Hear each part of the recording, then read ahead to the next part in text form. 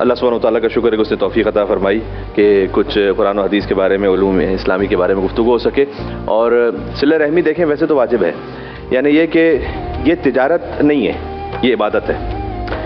फ़र्क है तिजारत और इबादत में। तिजारत में यह है कि हमने कुछ पेमेंट करनी है, वहाँ से कुछ गुड्स मिलनी है जी।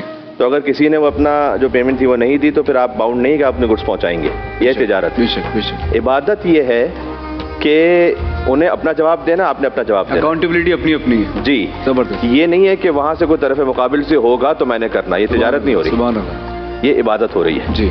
तो इबादत, और अल्लाह सुब्हानहू व तआला ने कहा भी था खुद पहले ही, इब्लीस से ही बात मामला हो गया था कि जब उसने कहा ये एक सजदा मैं नहीं करूंगा आदम अलैहिस्सलाम को, फिर इतने सजदे करूंगा जो किसी ने नहीं किए होंगे रोज़ ज़मीन पर, ये एक माफ़ करते हैं मुझे। क्वांटिटिवली तो बड़ी अच्छी ऑफर है कि एक सजदे को माफ़ करके अल्लाह ताला 10 लाख सजदे उससे करवा लेता। अल्लाह ने कहा नहीं, इबादत वो नहीं है जो तू चाहे, इबादत वो है जो मैं चाहूँ, इबादत वो है जो मैं चाहूँ। तो अगर अल्लाह सुब्हानहू व तआला की जानिब से हुक्म है तो बिलखुसूस इसमें प्रैक्टिकली स्पीकिंग बिलखुसूस जो हमारे बिल्कुल ब्लड रिलेशन में सबसे पहले तो वालिदैन आ गए जी। वालिदैन का तो हक वो है, चलती फिरती हुई आंखों से अज़ां देखी है मैंने, जन्नत तो नहीं देखी है, माँ देखी है। तो जिसके कदमों के नीचे जन्नत है तो उनका हक तो कभी अदा हो ही नहीं सकता। दिल में खाली तवाज़ो की बात नहीं है, कहा अपने कंधों को झुका लो, यानी जाहिर में भी तवाज़ो रखो, खाली दिल में नहीं, जाहिर में भी तवाज़ो रखो और अदब एहतराम के साथ रहो जिस हद तक मुमकिन है। वबिल वालिदैन एहसाना, ये सब मशहूर आयत है। फ़कत अल्लाह ने अपनी इबादत के साथ जिसका जिक्र किया है वो वालिदैन है। अल्लाह अपनी इबादत में किसी को शरीक नहीं करता, क्या बात है। लेकिन वक़ज़ा रब्बुका, अल्लाह का ये फैसला है कि ला ताबुदू इल्ला इय्याह, अल्लाह के अलावा किसी की इबादत नहीं करना। वबिल वालिदैन एहसाना, अल्लाह की इबादत के साथ जिसका जिक्र है वो वालिदैन है। वालिदैन के साथ नेकी करना जिस हद तक मुमकिन हो सके। तो वालिदैन के साथ जो एक ताल्लुक़ है, अब उनकी जानिब से कितनी भी बज़ाहिर जफ़ा हो जाए वो तो इजाज़त ही नहीं कि उनसे कोई ताल्लुक़ तोड़ा जा सके।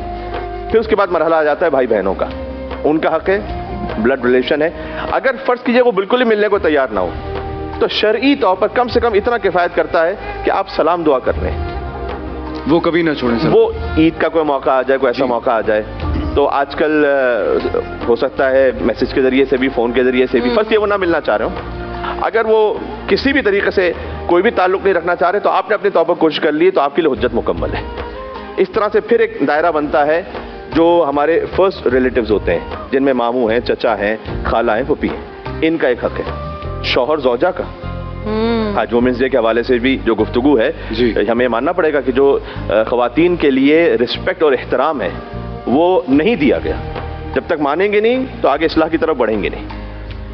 एक खातून जब बचपन में है तो बाप के लिए बरकत के दरवाजे खोल देती है, क्या बात है, बेटी की सूरत में जी हाँ। जब जवान हो जाए तो शौहर के ईमान को मुकम्मल कर देती है, वाह। और जब माँ बन जाए तो कदमों के नीचे जन्नत आ जाती है, क्या बात है।